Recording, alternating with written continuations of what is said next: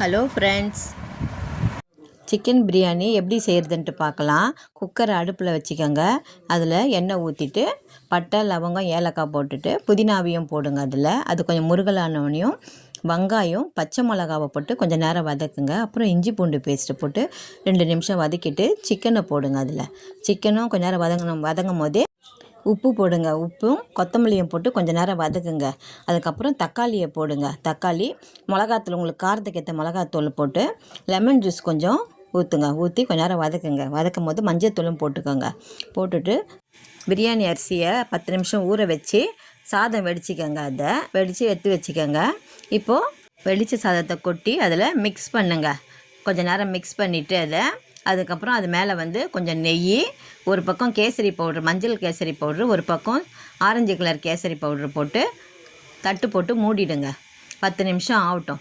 அதுக்கப்புறம் கரண்டியை திருப்பி வச்சு அதை நல்லா கலருங்க. பிரியாணி ரெடி. நீங்கள் ட்ரை பண்ணுங்கள்.